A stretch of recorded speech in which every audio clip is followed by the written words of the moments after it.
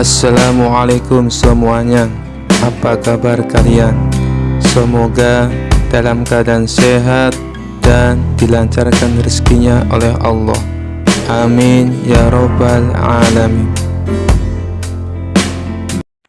Pada suatu pagi yang cerah di kota Baghdad, Abu Nawas duduk santai di beranda rumahnya.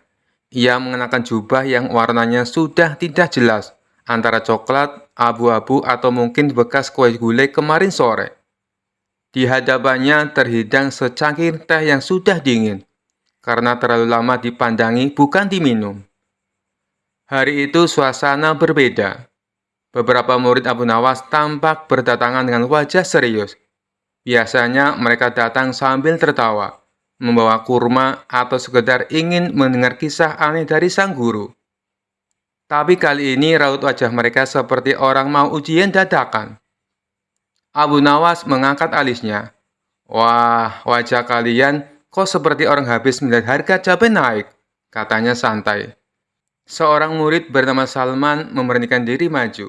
Ia terkenal rajin, tapi juga terkenal sering kebingungan sendiri.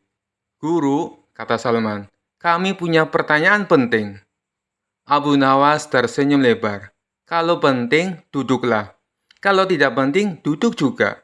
Semua pertanyaan enak dibahas sambil duduk." Para murid pun duduk melingkar. Salman menarik napas panjang. "Guru, apa hukumnya kalau seseorang berpuasa Ramadan tahun ini, tapi masih punya hutang puasa Ramadan tahun lalu yang belum diganti?" Begitu pertanyaan itu keluar, suasana langsung sunyi.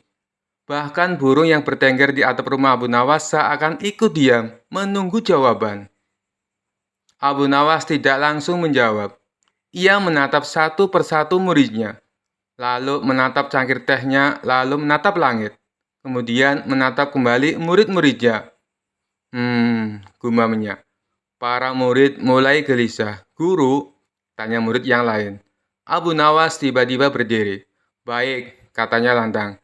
"Sebelum kita bicara soal puasa, aku mau bertanya dulu."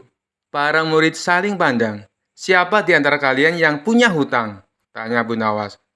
Beberapa murid langsung menunduk. "Bukan hutang uang," lanjut Abu Nawas. "Hutang janji." Semua murid tertawa kecil. "Tenang," kata Abu Nawas. "Aku juga punya."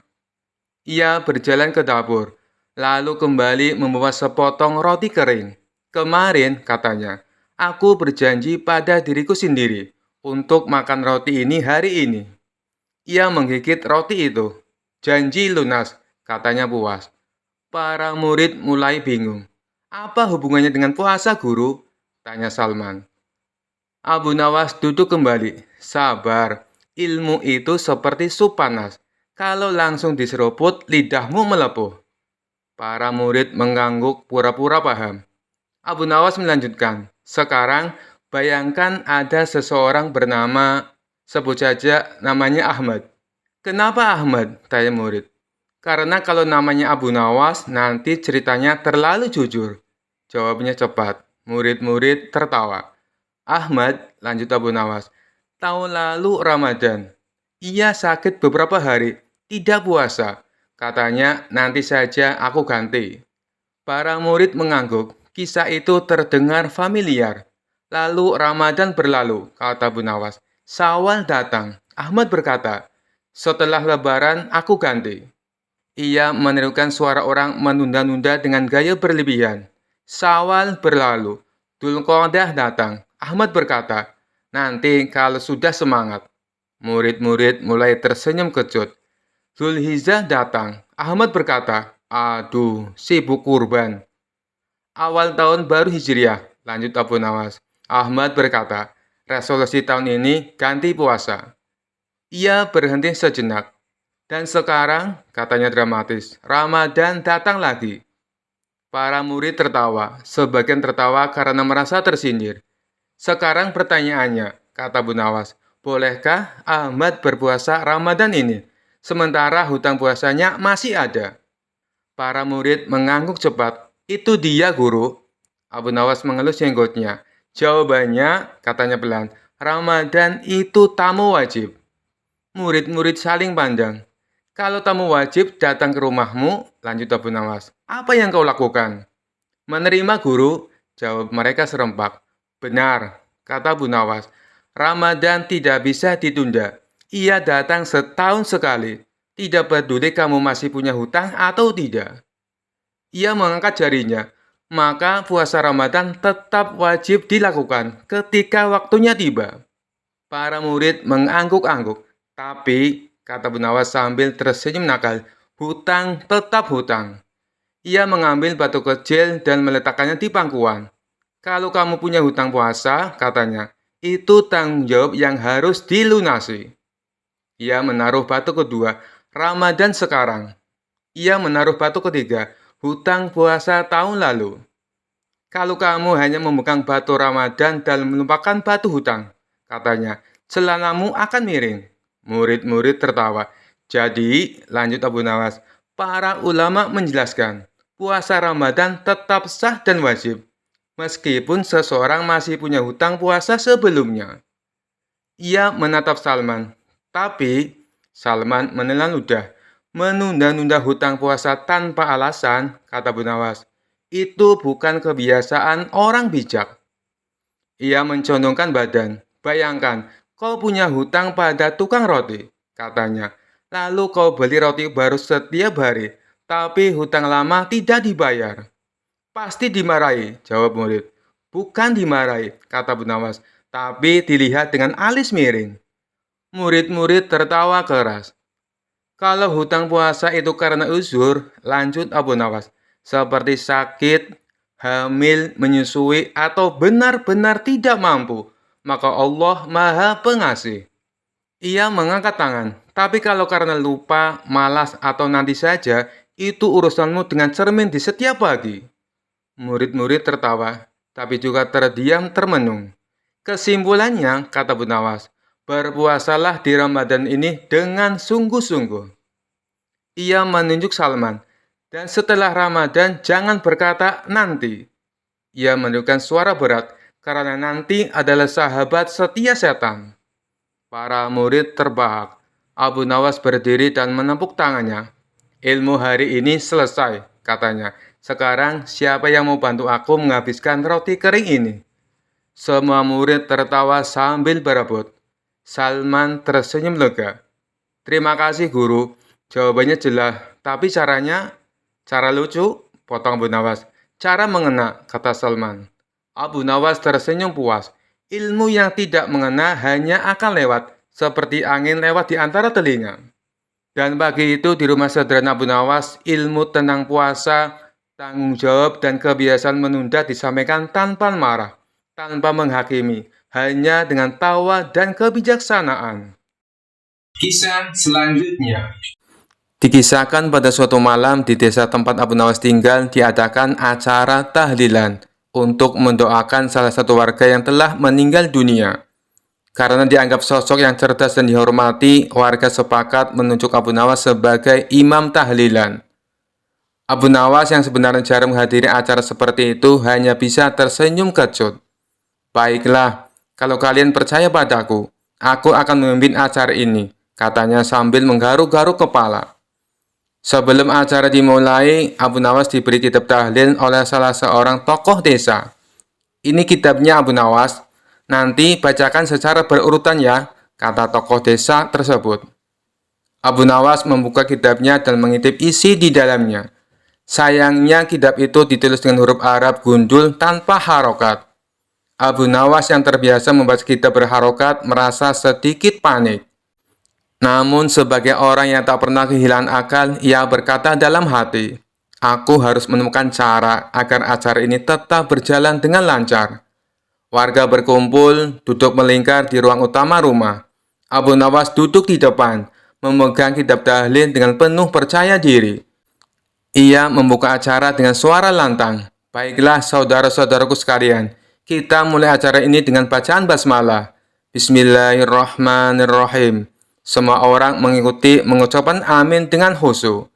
Kemudian Abu Nawas mulai membaca dengan nada merdu.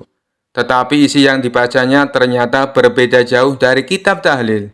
Ia mulai mengarang bebas. Alhamdulillahilladzi ja'alana ummatan wahidah wa akramana bi Abu Nawas sebagai imam yang tampan. Beberapa orang yang paham bahasa Arab mulai saling pandang. Namun karena suara Abu Nawas terdengar begitu yakin, mereka tetap mengikuti bacaan itu sambil tersenyum geli.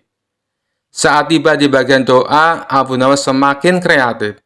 Ia menutup kitabnya dan berkata, "Saudara-saudaraku, doa ini sangat penting. Jadi izinkan aku menyampaikannya dengan cara yang paling tulus." Ia lalu mengangkat tangan dan memulai doanya. "Ya Allah, berikan ampunan kepada saudara kami yang telah meninggal. Semoga Engkau melapangkan kuburnya, memberi cahaya dan menjauhkannya dari hal-hal yang membuat tidak nyaman, seperti semut merah atau ular berbisa." Semua orang tertawa kecil, tetapi Abu Nawas tetap melanjutkan dengan nada serius. "Ya Allah, semoga Engkau memberkahi makanan yang akan kami nikmati nanti. Jangan biarkan ayam gorengnya terlalu keras atau sambalnya terlalu pedas." Warga yang mendengar mulai tertawa terbahak-bahak. Bahkan beberapa anak kecil yang ikut dalam acara itu tak bisa menahan tawa. Setelah selesai, tokoh desa mendekati Abu Nawas dan berkata, "Abu Nawas, sebenarnya bacaanmu tadi tidak sesuai dengan kitab tahlil. Tapi aku harus mengakui, suasana acara ini jadi lebih ringan dan penuh kebahagiaan. Kau memang punya cara unik untuk menghibur kami." Abu Nawas tersenyum sambil berkata, "Tahlil itu intinya adalah doa dan niat yang tulus. Kalau niatku sudah benar, maka Allah pasti mengerti." Sejak saat itu, warga desa tak lagi menunjuk Abu Nawas sebagai imam tahlilan. Kisah selanjutnya. Dikisahkan suatu hari Abu Nawas sedang berjalan di tepi sungai sambil menikmati angin sepoi-sepoi. Tiba-tiba terdengar suara keras dari dalam air, dan muncullah seekor ikan raksasa yang sangat besar, bahkan lebih besar dari perahu nelayan. Ikan itu menatap Abu Nawas dengan mata tajam, seakan ingin memulai percakapan. "Hai manusia, kau adalah Abu Nawas yang terkenal cerdik itu bukan?" tanya ikan raksasa dengan suara yang menggelegar. Abu Nawas kaget, tapi ia cepat-cepat menguasai diri. "Benar, aku Abu Nawas, tapi aku belum pernah berdebat dengan seekor ikan sebesarmu. Apa kau ingin mengajakku berdebat?" Ikan raksasa itu tertawa, menyebabkan riak-riak besar di permukaan air. "Tentu saja, aku ingin mengujimu Abu Nawas. Banyak manusia mengira aku hanya ikan biasa, tapi aku lebih pintar dari yang kau kira." Abu Nawas tersenyum. "Baiklah, wahai ikan raksasa, apa yang ingin kau debatkan denganku?" Ikan itu mendekat dan berkata, "Pertanyaan sederhana, mana yang lebih berguna? Tinggal di dalam air atau di daratan?" Abu Nawas tertawa kecil dan menjawab, "Tentu saja di daratan. Di darat, kami manusia bisa berjalan, bekerja, memasak, dan membangun rumah. Di air, kau hanya berenang bolak-balik." Ikan itu tersenyum mengejek. "Kau tak tahu kesulitan hidup di darat, Abu Nawas. Di air, aku tidak perlu susah payah memasak, karena makananku sudah langsung tersedia. Tidak perlu rumah atau tempat tinggal, karena seluruh sungai ini adalah tempatku. Hidup di air itu lebih praktis." Abu Nawas mengangguk, berpikir sebentar. "Tapi wahai ikan raksasa, di darat kami bisa membuat pakaian, melindungi tubuh kami dari cuaca, dan mengembangkan ilmu pengetahuan. Kau hanya berenang sepanjang waktu, tidak bosan?" Ikan raksasa itu mengibaskan ekornya dengan bangga. "Bosan? Justru aku bebas berenang kemana saja, tanpa batas, tanpa terhalang oleh apapun. Dan kalau aku ingin tahu tentang daratan, aku cukup menangkap cerita-cerita dari manusia yang mendekat ke tepi sungai." Abu Nawas tertawa. "Baiklah, kau punya kebebasan. Tapi ingat, kami manusia punya otak yang cerdas. Kami bisa berpikir, menemukan cara hidup baru, bahkan membangun istana." Ikan raksasa itu tersenyum licik. "Begitu ya, tapi coba kau pikiran ini Abu Nawas. Di air, aku tak punya musuh yang bisa mengalahkanku, karena aku terbesar di sini. Sementara kau di darat, apakah kau benar-benar aman? Bagaimana dengan perintah raja atau masalah yang lainnya?" Abu Nawas terdiam sejenak, lalu tertawa keras. Wahai ikan raksasa, ternyata kau memang pintar juga. Kau benar, mungkin kehidupan di air punya kelebihan sendiri. Tapi jangan lupa, aku juga pintar beradaptasi dan menaklukkan masalah di darat. Ikan raksasa mengangguk puas. Abu Nawas, aku mengakuimu sebagai lawan yang seimbang. Meski manusia punya otak dan tinggal di darat, aku tetap bangga dengan kehidupanku di air. Mari kita setuju untuk hidup sesuai alam kita masing-masing. Abu Nawas tersenyum dan menjawab, setuju. Kau adalah ikan yang bijaksana. Semoga kita bertemu lagi di lain waktu. Dengan itu, ikan raksasa menyelam kembali ke dalam air, meninggalkan riak yang besar. Sementara Abu Nawas melanjutkan perjalanannya sambil tertawa, merenungi percakapannya yang tak biasa dengan ikan raksasa yang penuh akal. Kisah selanjutnya. Pada suatu hari yang cerah, Abu Nawas sedang berjalan di pasar. Ia baru saja menerima hadiah sebotol minuman dari seorang pedagang yang sangat menghormatinya karena kecerdasannya. Botol itu terlihat sangat indah, berisi cairan berwarna merah muda yang berkilauan di bawah sinar matahari. Abu Nawas yang penasaran sambil tersenyum berkata pada dirinya sendiri, minuman ini terlihat sangat menggoda, apa salahnya mencicipinya sedikit? Tanpa berpikir panjang, ia pun membuka tutup botol dan meneguk isinya. Tak lama setelah itu, Abu Nawas merasakan kepalanya mulai pusing. Pandangannya kabur dan ia mulai berjalan sempoyongan. Aduh, kenapa ini? Kenapa kepalaku terasa berat? Gumamnya. Sambil berjalan goyah, Abu Nawas tiba-tiba bertemu dengan raja yang sedang berkeliling kota. Melihat Abu Nawas yang sempoyongan, raja pun mendekatinya dengan rasa heran. Abu Nawas, apa yang terjadi padamu? Mengapa kau terlihat seperti orang mabuk? Tanya raja sedikit khawatir. Dengan suara yang sedikit melantur, Abu Nawas menjawab, Tuanku, hamba baru saja meminum sesuatu dari botol ini, dan tiba-tiba hamba merasa seperti terbang ke awan. Raja terkejut dan penasaran. Botol apa yang kau minum itu, Abu Nawas? Apakah itu minuman keras? Abu Nawas sambil berusaha tetap berdiri tegak, menggelengkan kepalanya dengan dramatis.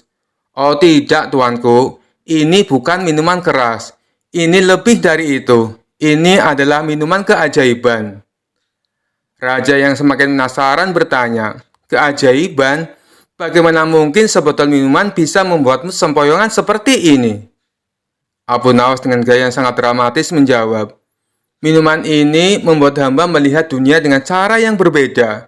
Tadi hamba melihat kucing terbang, dan sekarang hamba merasa bumi berputar lebih cepat dari biasanya. Raja tertawa terbahak-bahak melihat tingkah Abu Nawas yang terlihat seperti sedang mabuk berat. Namun di balik tawanya, ia mulai curiga dan ingin tahu lebih lanjut tentang apa yang sebenarnya terjadi pada Abu Nawas.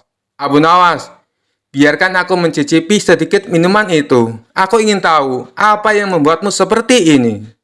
Abu Nawas yang sedang limbung dengan cepat menyembunyikan botolnya di balik jubahnya dan berkata, Oh tuanku, hamba tak bisa membiarkan tuanku minum ini. Minuman ini hanya untuk orang-orang yang kuat seperti hamba. Jika tuanku meminumnya, mungkin istana akan terlihat seperti menari di depan mata tuanku. Raja semakin tertawa keras mendengar lelucon Abu Nawas. Tetapi ia tetap penasaran. Baiklah Abu Nawas, katakan padaku, apa sebenarnya minuman ini? Abu Nawas yang sekarang sudah sedikit lebih stabil menjawab dengan senyum cerdik. Tuanku, ini bukan minuman keras ataupun minuman keajaiban. Ini hanya jus buah delima yang hamba dapat dari pedagang di pasar tadi. Hamba hanya bercanda, mencoba melihat bagaimana reaksi tuanku jika melihat hamba seperti ini. Raja terkejut sejenak, lalu tertawa terbahak-bahak. Jadi, kau berpura-pura mabuk hanya untuk mengerjaiku? Abu Nawas mengangguk dengan gaya yang lucu. Benar sekali tuanku. Hamba hanya ingin melihat apakah tuanku akan percaya kalau hamba mabuk gara-gara jus delima.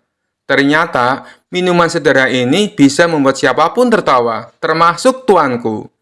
Raja pun terus tertawa, sementara orang-orang di sekitarnya ikut terhibur melihat tingkah lucu Abu Nawas. Seperti biasa, Abu Nawas berhasil membuat suasana riang dan menghibur raja dengan kecerdasannya yang penuh humor. Kisah selanjutnya. Suatu hari, dua saudara datang ke hadapan Abu Nawas dengan wajah masam dan tegang. Mereka sedang berseteru karena harta warisan dari orang tua mereka yang baru saja meninggal. Mereka berdebat dan berselisih tanpa henti. Masing-masing merasa berhak atas bagian yang lebih besar. Abu Nawas, tolonglah kami. Kami tidak bisa menemukan cara membagi harta warisan ini dengan adil, kata salah satu dari mereka. Abu Nawas yang terkenal bijaksana namun penuh akal memandang keduanya dengan tatapan serius, lalu tersenyum kecil. Baiklah, aku akan membantumu membagi harta warisan ini secara adil, tapi aku punya satu syarat. Kedua saudari itu mengangguk serempak. Apa syaratnya Abu Nawas? Kami akan menurut, jawab mereka. Syaratnya, kata Abu Nawas sambil menahan tawa dalam hati. Kalian harus menjalankan metode pembagian yang kuciptakan sendiri. Jika setuju, kalian tidak boleh mengeluh atau menolak. Keduanya langsung setuju karena yakin Abu Nawas pasti akan bersikap adil. Tanpa menunda waktu, Abu Nawas meminta mereka membawa semua barang warisan ke tengah-tengah ruang sidang kecil yang ia buat di rumahnya. Di sana ada sebidang tanah, seekor kambing, dan sepeti penuh koin emas. Abu Nawas menatap harta tersebut dengan pandangan yang penuh perhatian, lalu berkata, "Baik, mari kita mulai. Akan kubagi semuanya secara tepat dan adil." Kemudian ia menunjuk salah satu saudara dan berkata, "Kau yang tertua, akan kuberikan bagian tanah ini. Kau bisa menggarap tanah tersebut untuk kebutuhanmu." Lalu ia menunjuk saudara yang lain, "Kau yang lebih muda, kau mendapatkan kambing ini. Kau bisa memelihara dan merawatnya, lalu mengambil keuntungan dari susu dan hasilnya." Namun kedua saudara itu tidak puas. Si sulung memprotes, "Abu Nawas, tanah ini kering. Bagaimana aku bisa mendapatkan keuntungan dari ini? Adikku dapat kambing yang bisa menghasilkan setiap hari." Dan si bungsu tak kalah kesalnya. "Bagaimana bisa aku hanya mendapatkan seekor kambing? Tanah itu lebih berharga dari kambing ini." Abu Nawas tersenyum mendengar keluhan mereka. "Oh, jadi kalian tidak puas dengan bagian masing-masing?" Mereka mengangguk. Lalu Abu Nawas mengeluarkan ide cerdasnya. "Kalau begitu, kita ubah pembagiannya. Yang tertua akan mendapatkan kambing, sedangkan yang muda akan mendapatkan tanah," katanya.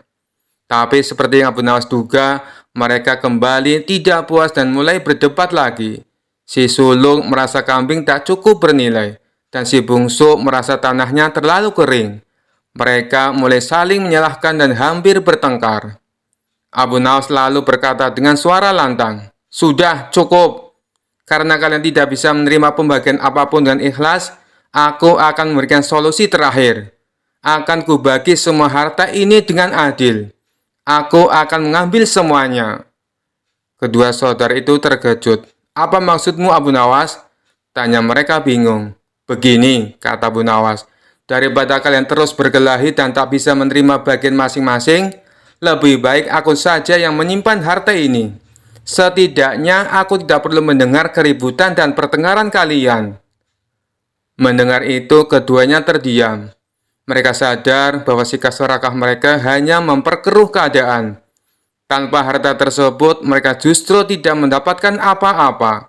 Keduanya saling pandang, lalu berkata, "Baiklah Abu Nawas, kami telah salah. Kami akan menerima pembagianmu tanpa protes lagi." Abu Nawas tersenyum. "Nah, itu baru sikap yang benar. Kalau begitu, aku akan membagi sesuai yang pertama. Si sulung dapat tanah, dan si bungsu dapat kambing. Dan seperti emas ini, kalian berdua akan membaginya setengah-setengah." Keduanya tersenyum dan mengangguk lega. Mereka pun mengucapkan terima kasih kepada Abu Nawas atas pelajaran berharga yang ia berikan. Dan sejak hari itu, kedua saudara itu hidup damai dan tak pernah lagi berselisih soal harta. Kisah selanjutnya. Tapi malah mengadakan sayembara untuk mencari sosok yang pantas menjadi raja. Disebarlah pengumuman ke seluruh negeri. Siapapun boleh menjadi raja, mulai rakyat jelata sampai kaum bangsawan. Tetapi ada dua syarat yang harus dijalani. Syarat pertama, dia akan dijadikan raja selama setahun. Syarat kedua, setelah menjadi raja selama setahun, maka harus diasingkan di sebuah hutan belantara yang dihuni ribuan hewan buas. Syarat pertama tentu saja bukan masalah besar, justru merupakan suatu keberuntungan. Namun syarat kedua membuat orang-orang yang berhasrat menjadi raja akan berpikir dua kali.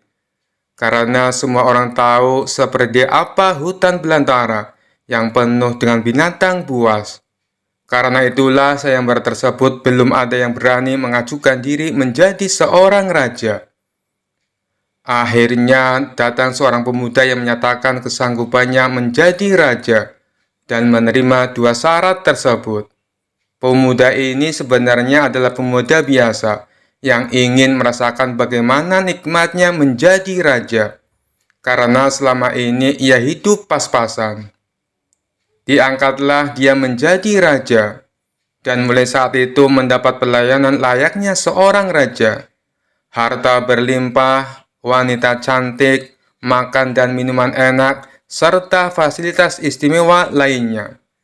Tapi sayang, ternyata ketakutannya akan kematian membuatnya tidak bisa menikmati semua itu. 3 bulan pertama, dia mulai gelisah, karena umurnya tinggal 9 bulan lagi. 3 bulan kedua, ia makin tidak tenang makan, tidur pun tidak nyenyak. 3 bulan ketiga, dia mulai menyesali keputusannya menjadi raja. 3 bulan terakhir, si pemuda makin stres berat, karena hidupnya tinggal beberapa bulan lagi, dan kesenangan yang dicari selama ini tidak bisa dirasakan. Ketika masa jabatannya sebagai raja sudah berakhir, lalu dibuanglah dia ke hutan belantara. Tidak butuh waktu lama, terdengar kabar ke seluruh negeri jika pemuda itu tewas dimakan binatang buas. Adanya peristiwa tersebut membuat orang-orang kian enggan melamar menjadi raja. Tapi ternyata masih saja ada pemuda lain yang ingin melamar menjadi raja. Diangkatlah pemuda kedua ini menjadi seorang raja. 3 bulan pertama menjadi raja, ia puas-puaskan berpesta, karena sadar hidupnya tidak akan lama lagi. 3 bulan kedua dan berikutnya, hari-harinya ia habiskan dengan foya-foya dan pesta pora.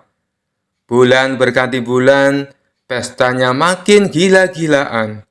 Ia sudah tidak peduli lagi pada apapun. Dia hanya ingin bersenang-senang sebelum mati setelah jabatannya sebagai raja berakhir. Lalu dibuanglah dia ke hutan belantara. Tidak berapa lama terdengar kabar bahwa si pemuda kedua tewas diterkam singa. Tubuhnya dicabik-cabik dan jadi rebutan para singa. Peristiwa ini membuat banyak orang melupakan mimpi menjadi seorang raja. Mereka masih penasaran apakah masih ada orang yang cukup bodoh untuk melamar menjadi raja. Suatu hari Abu Nawas mampir ke negeri tersebut dengan tujuan menemui sahabat lamanya yang kebetulan merupakan penduduk di sana. Sesampainya di negeri itu, dengan penuh kehangatan Abu Nawas disambut temannya. Mereka berdua saling melepas kangen satu sama lainnya. Di sela-sela obrolannya, Abu Nawas merasa iba dengan kondisi sahabatnya itu. Ia kini hidup miskin, tinggal di gubuk kecil reot, hanya seorang diri. "Mana istrimu?" tanya Abu Nawas. "Semenjak aku jatuh miskin, ia pergi meninggalkanku," jawab sahabat. "Ya sudah, yang sabar ya. Yang penting kamu jangan tinggalkan sholat. Jangan lupa berdoa kepada Allah, agar Allah membukakan pintu rezeki untukmu," tutur Abu Nawas. "Alhamdulillah, aku tidak pernah tinggalkan sholat. Bahkan aku sekarang rajin berpuasa sunnah," balas sahabatnya. "Oh iya, ngomong-ngomong, mana nih makanannya? Dari tadi kenapa belum keluar?" celetuk Abu Nawas. "Maaf Abu Nawas, aku sudah tidak punya apa-apa. Aku sendiri kadang sehari makan, kadang tidak, ujar sahabatnya. Mendengar hal itu membuat hati Abu Nawas makin terenyuh. Kenapa tidak mencari kerja? Upahnya kan bisa untuk beli makanan, tanya Abu Nawas. Setiap hari aku keluar untuk cari pekerjaan, tapi belum juga dapat. Mungkin belum rezekiku, jawab sang sahabat. Kalau mau nekat sih sebenarnya aku bisa, bahkan aku bisa menjadi raja dan kaya raya. Tapi itu hanya sementara, setelah itu aku mati diterkam binatang buas di hutan belantara, kata sahabatnya melanjutkan. Maksudmu bagaimana? Tanya Abu Nawas heran. Kemudian sahabatnya itu memberitahu tentang sayembara yang diadakan rajanya. Mendengar sayembara tersebut, Abu Nawas terdiam sejenak. Tiba-tiba terlintas di benak Abu Nawas sebuah ide yang cemerlang. Kamu ingin hidup kaya? Aku akan membantumu. Sekarang juga antaran aku ke hadapan rajamu. Aku mau mendaftar menjadi raja, ucap Abu Nawas. Kamu gila ya? Jangan Abu Nawas, itu sama saja bunuh diri, cegah sahabatnya. Sudahlah, turuti saja perkataanku, timpal Abu Nawas. Maka diantarlah Abu Nawas ke istana untuk menemui sang raja. Ada perlu apa kalian datang kemari? Tanya sang raja.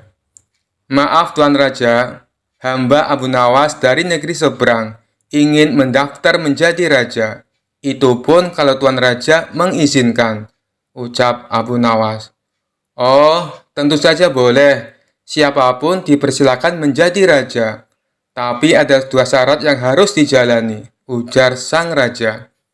Hamba siap Paduka Yang Mulia, tapi hamba minta satu permintaan. Izinkan sahabat hamba ini menjadi pengawal pribadi hamba, kata Abu Nawas sambil menunjuk sahabatnya yang berdiri di sampingnya. Oh, silakan saja. Saat menjadi raja selama setahun, kau berhak atas segala sesuatunya, termasuk mengatur semua prajurit kerajaan beserta para menteri.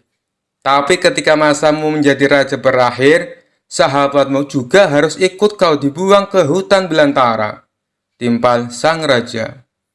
Sahabat Abu Nawas ini pun kaget dan sempat menolak dijadikan pengawal pribadinya. Namun akhirnya Abu Nawas berhasil membujuknya. Mendengar ada yang melamar menjadi raja lagi membuat masyarakat penasaran. Sebagian menertawakan kebodohan tersebut, sementara yang lain merasa iba dan kasihan. Abu Nawas akhirnya diangkat menjadi raja dan diberi segala kemewahan serta kemudahan fasilitas layaknya baginda raja. Ternyata berbeda dengan dua pemuda sebelumnya, Abu Nawas tidak berpesta pora dan foya-foya. Namun ia membuat beberapa tindakan selama menjadi raja. 3 bulan pertama, Abu Nawas memerintah ribuan prajurit untuk membabat habis hutan belantara dan memindahkan semua binatang buas ke tempat lain. Sebagai raja, tentu perintahnya harus dipatuhi. Setelah 3 bulan berlalu, hutan belantara tempat ia akan dibuang kini menjadi tanah kosong yang siap huni. 3 bulan kedua, Abu Nawas memerintahkan para arsitek membuat istana megah untuk dirinya, tentunya dengan uang kerajaan yang dikuasai. Abu Nawas bisa membangun apa saja termasuk membangun istana di tanah yang dulunya adalah hutan belantara. Dalam jangka waktu 3 bulan, berdirilah istana megah dan kokoh. 3 bulan ketiga, Abu Nawas memerintahkan para prajurit membawakan harta dan perabotan dikirim ke istana yang baru saja dibangunnya.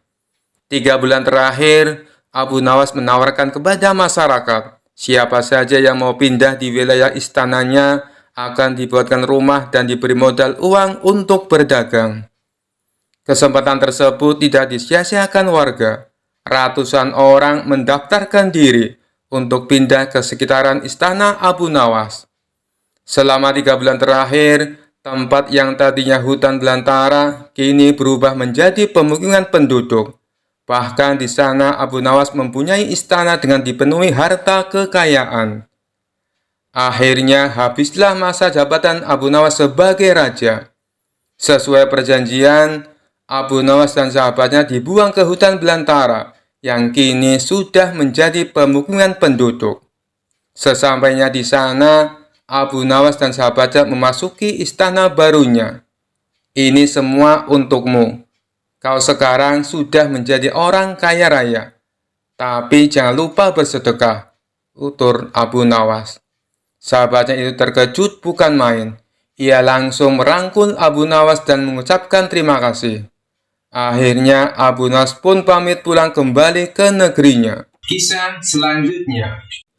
Suatu hari, raja sedang dalam suasana hati yang sangat aneh. Ia ingin menguji kecerdikan Abu Nawas sekali lagi dengan perintah yang mustahil. Sambil duduk di singgasananya, ia memanggil Abu Nawas dan berkata dengan wajah serius, "Abu Nawas, kali ini aku ingin kau melakukan tugas yang sangat spesial."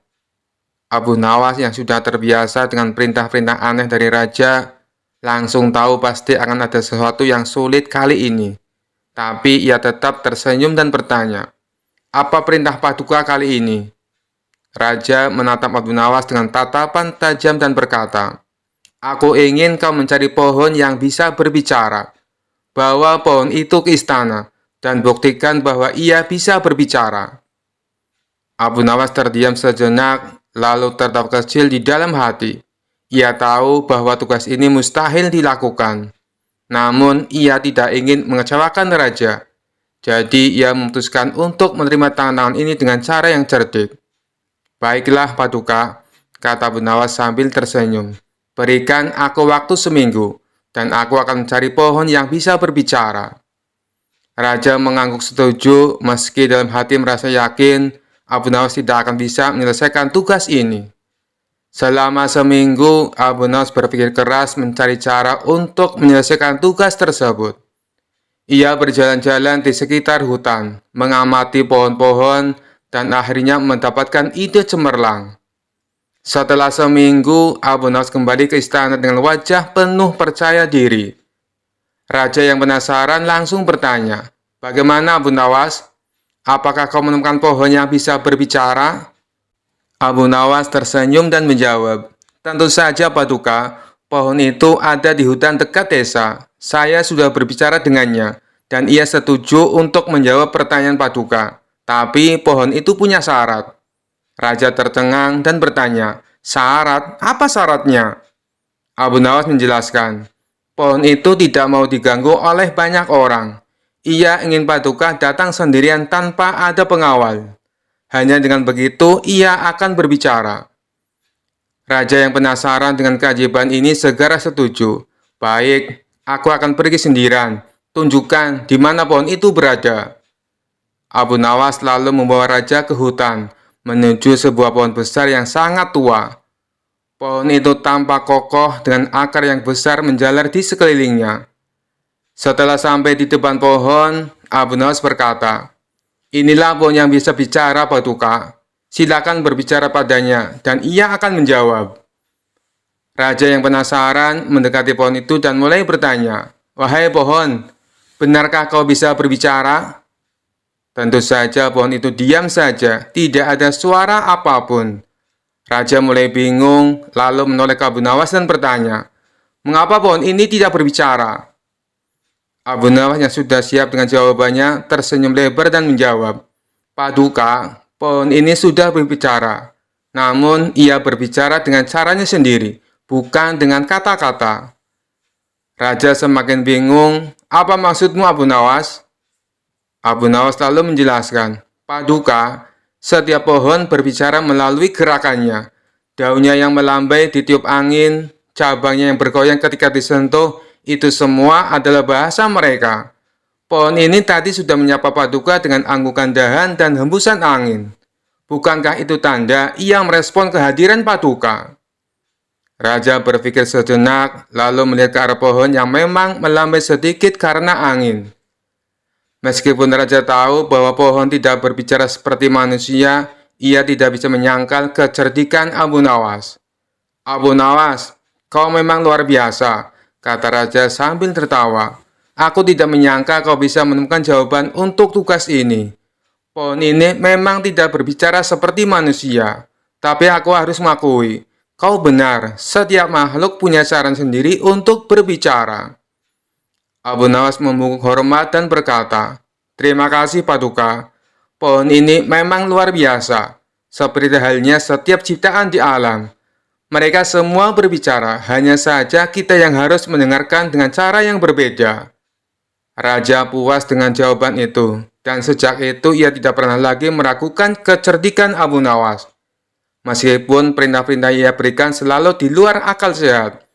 Dan tentu saja orang-orang di istana kembali tertawa, karena Abu Nawas lagi-lagi berhasil mengatasi tantangan yang mustahil dengan cara yang kocak dan cerdas. Kisah selanjutnya. Suatu hari, Abu Nawas terlibat dalam sebuah perdebatan dengan seorang Yahudi yang cerdas dan suka berargumen. Orang Yahudi itu terkenal sering mengajukan pertanyaan-pertanyaan sulit untuk menguji kepercayaan orang lain. Kali ini ia memutuskan untuk menantang Abu Nawas dalam sebuah perdebatan tentang keberadaan siksa kubur. Yahudi itu mendatangi Abu Nawas dengan senyum sinis dan langsung bertanya, "Abu Nawas, kau ini terkenal cerdik, tapi aku ingin tahu apakah kau bisa menjawab pertanyaanku. Apakah benar siksa kubur itu ada? Bagaimana bisa ada sesuatu setelah mati? Padahal tubuh sudah tidak hidup lagi." Abu Nawas yang tenang seperti biasa tersenyum dan membalas, "Tentu saja siksa kubur itu ada, wahai sahabatku. Hanya karena kita tidak bisa melihatnya dengan mata kepala sendiri, bukan berarti itu tidak ada." Yahudi itu tertawa kecil dan berkata, "Kau hanya mengikuti keyakinan buta, Abu Nawas. Buktikan padaku bahwa siksa kubur itu ada. Karena selama ini, aku belum pernah mendengar seseorang keluar dari kuburnya dan memberitahu bahwa dia mengalami siksa." Abu Nawas mengelus jenggotnya, berpikir sejenak, lalu berkata dengan nada serius, "Baiklah, kalau kau ingin bukti, aku akan memberimu bukti sekarang juga. Tapi aku butuh bantuanmu sedikit." Yahudi itu penasaran dan setuju. "Baik, aku siap membantumu, Abu Nawas. Apa yang harus kulakukan?" Abu Nawas lalu menunjuk sebidang tanah di dekatnya dan berkata, "Pertama-tama, kita harus menggali lubang kecil. Kau akan masuk ke dalamnya, dan aku akan menutupmu dengan tanah sejenak. Kemudian, aku akan bertanya apakah kau merasakan sesuatu. Jika kau merasakan apapun, mungkin itu bisa menjadi bukti bahwa siksa kubur itu memang ada." Yahudi itu tertawa terbahak-bahak mendengar ide Abu Nawas. "Abu Nawas, kau ini benar-benar lucu. Aku tidak merasakan apa-apa, karena aku masih hidup." "Baiklah, mari kita coba." Mereka pun mulai menggali sebuah lubang kecil. Setelah selesai, Yahudi itu dengan percaya diri masuk ke dalam lubang tersebut. Dan Abu Nawas menutupinya dengan tanah hingga hanya kepala sendiri yang terlihat. Orang-orang yang melihat kejadian itu mulai berkerumun, penasaran apa yang akan dilakukan Abu Nawas selanjutnya. Setelah Yahudi itu berada di dalam lubang, Abu Nawas berdiri di sampingnya, kemudian berkata, "Nah, bagaimana rasanya? Kau merasa nyaman di dalam sana?" Yahudi itu tertawa sambil berkata, "Tentu saja, ini hanya lubang biasa. Aku tidak merasakan apa-apa." Abu Nawas tersenyum licik dan dengan tiba-tiba berteriak keras, "Wahai para pengawal, bawa air keranjang dan tikus tanah." Pengawal yang kebingungan mengikuti perintah Abu Nawas langsung bergegas. Mendengar perintah aneh itu, Yahudi yang tadinya tertawa-tawa mulai merasa cemas. "Untuk apa kau memanggil air dan tikus, Abu Nawas?" Dengan wajah tenang, Abu Nawas menjawab, "Oh, aku hanya ingin memberikan sedikit hiburan untukmu di dalam lubang itu. Kita akan siramkan air dingin supaya kau merasakan sensasi beku. Dan tikus-tikus tanah ini akan menggali di sekitarmu. Mungkin mereka akan berusaha mengunyah sepatumu juga." Mendengar penjelasan itu, Yahudi itu langsung pucat dan mulai merasa tidak nyaman. "Hai Abu Nawas, aku bercanda. Keluarkan aku dari sini. Aku tidak mau ada air dingin atau tikus tanah."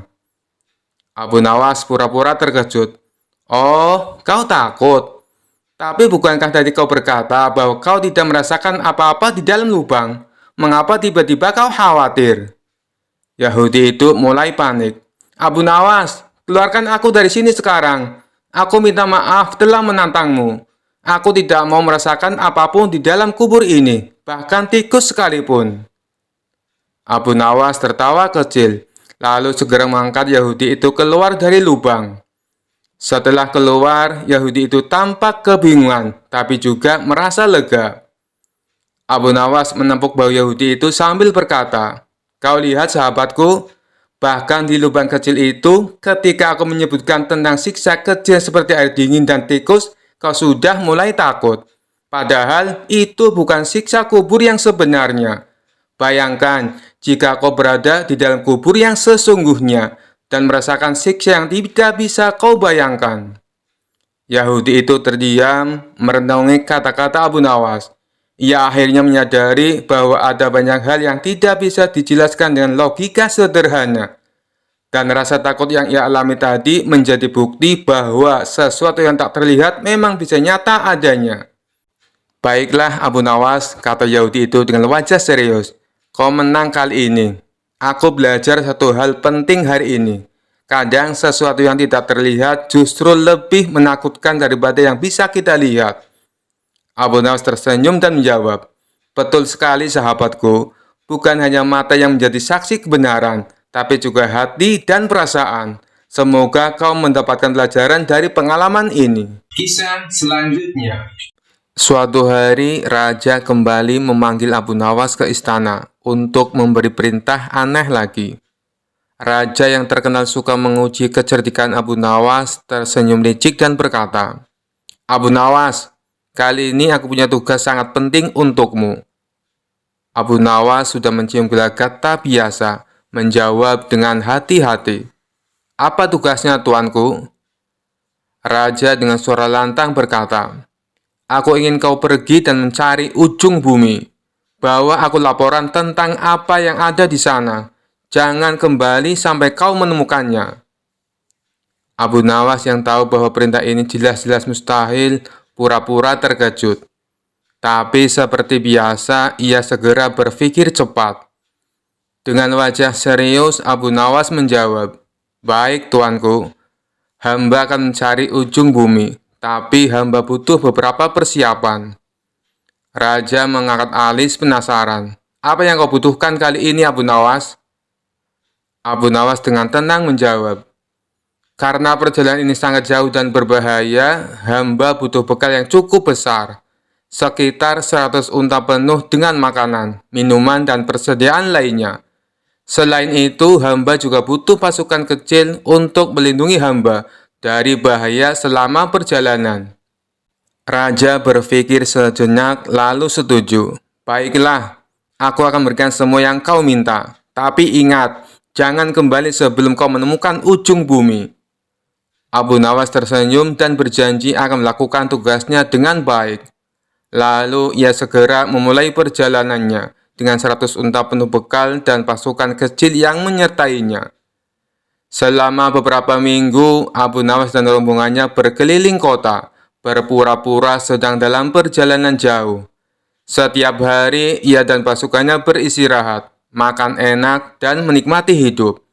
Sementara orang-orang di kota berpikir Abu Nawas sedang melakukan perjalanan untuk mencari ujung bumi.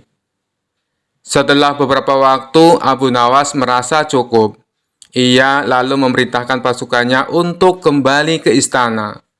Saat tiba di depan raja, Abu Nawas melaporkan dengan penuh kepercayaan diri, "Tuanku, hamba telah pergi mencari ujung bumi, dan hamba punya kabar penting." Raja yang sangat penasaran bertanya, "Apa yang kau nemukan, Abu Nawas?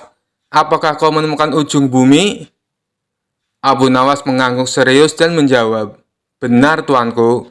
Hamba telah menemukannya.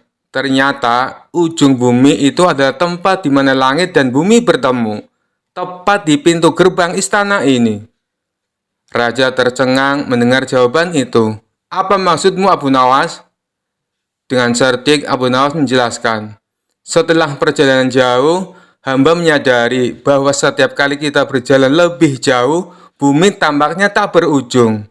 Tapi ketika hamba kembali ke istana ini, hamba menyadari bahwa semua perjalanan berakhir di sini, tempat di mana Tuanku berkuasa.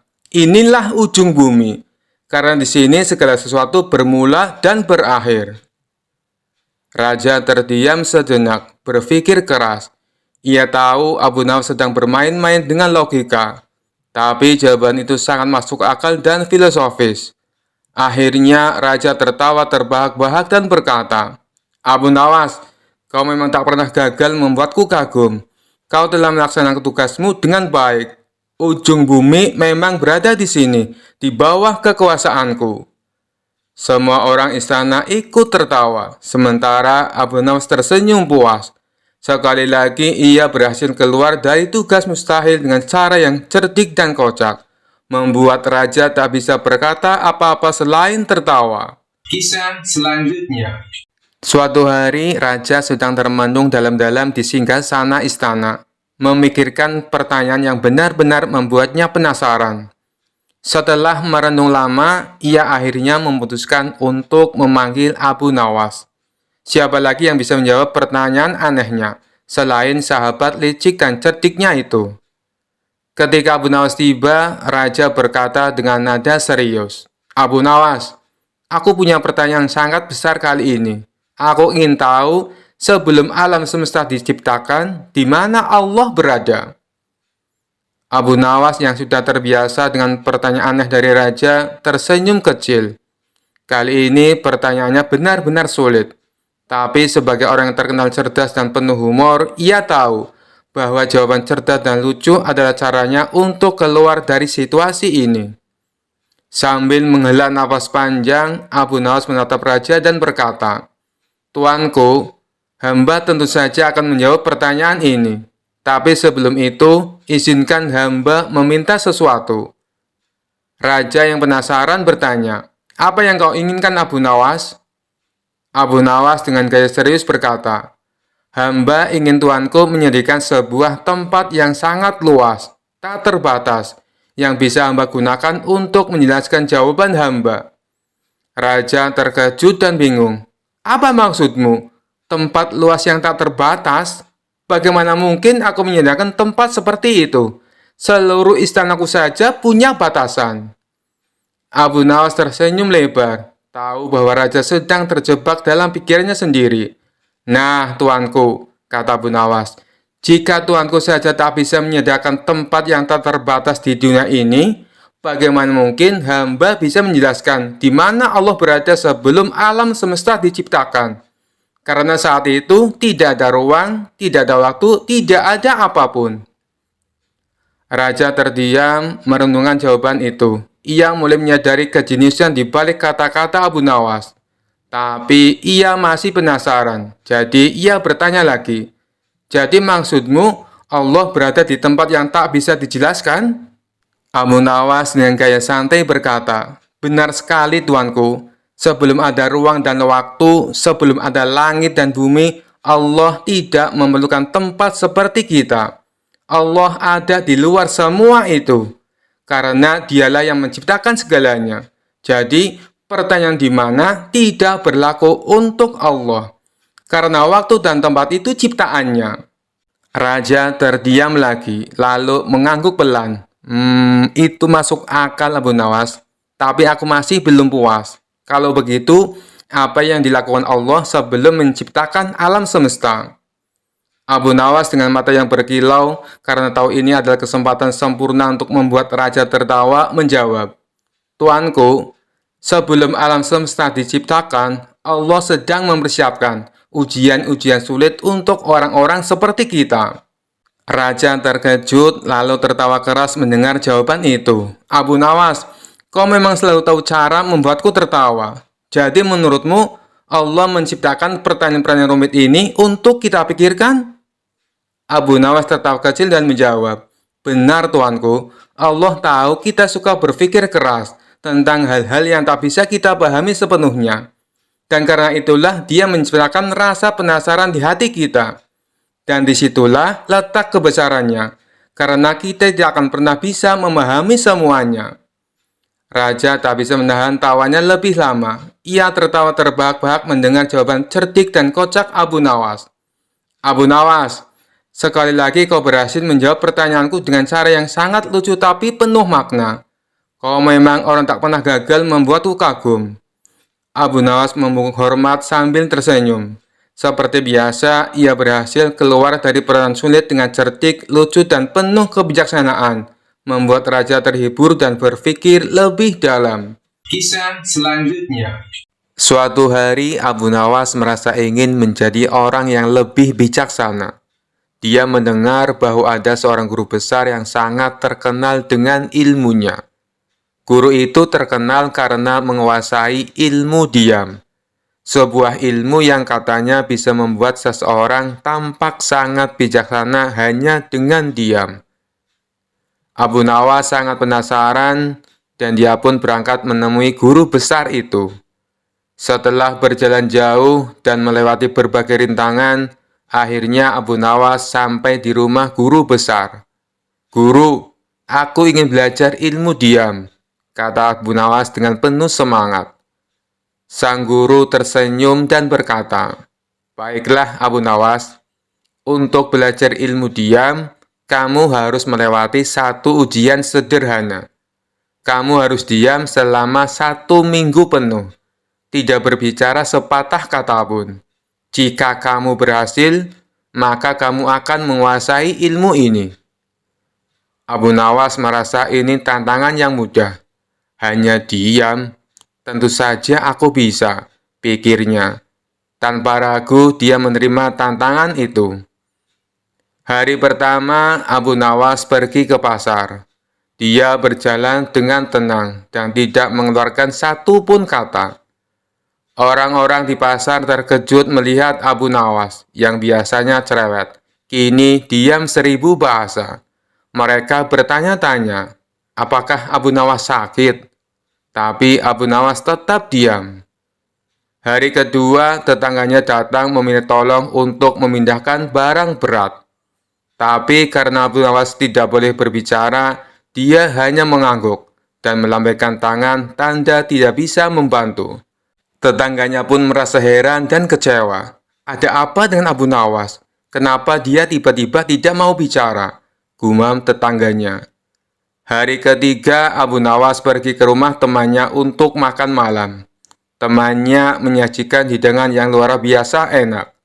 Namun saat temannya menanyakan pendapatnya tentang makanan, Abu Nawas hanya tersenyum dan tetap diam. Temannya menjadi bingung. Apakah masakanku tidak enak sampai Abu Nawas tidak mau berkomentar, pikirnya. Hari keempat, seorang anak kecil mengetuk pintu rumah Abu Nawas dan bertanya, "Paman, di mana arah ke rumah sakit?" Tapi karena Abu Nawas sedang belajar ilmu diam, dia hanya menunjuk ke arah yang salah tanpa bicara apa-apa. Anak kecil itu pun akhirnya tersesat dan malah berakhir di kandang kambing. Hari kelima, Abu Nawas sudah mulai merasa sulit. Diam selama ini ternyata melelahkan. Dia rindu untuk tertawa, bercanda, dan bercerita dengan orang-orang. Namun, dia tetap teguh berusaha menyelesaikan tantangan ini. Pada hari ketujuh, Abu Nawas datang lagi ke rumah sang guru. "Guru, aku sudah diam selama 7 hari. Apakah sekarang aku sudah menguasai ilmu diam?" Sang guru tertawa kecil dan berkata, "Abu Nawas, ternyata diam itu tidak selalu membuat kita bijaksana. Terkadang kita justru perlu berbicara untuk membantu orang lain dan membuat hidup lebih ceria." Abu Nawas terkejut, namun dia menyadari betapa benarnya kata-kata guru itu. Dengan senyum lebar di wajahnya, dia berkata, "Wah, ilmu diam ternyata lebih sulit dari yang kukira. Terima kasih, guru. Aku akan kembali berbicara lagi. Dan kali ini aku akan memilih kapan harus bicara dan kapan harus diam." Sekian dulu perjumpaan kita kali ini. Sampai bertemu lagi di kisah-kisah selanjutnya. Terima kasih yang sudah subscribe dan setia menonton channel ini. Wassalamualaikum warahmatullahi wabarakatuh.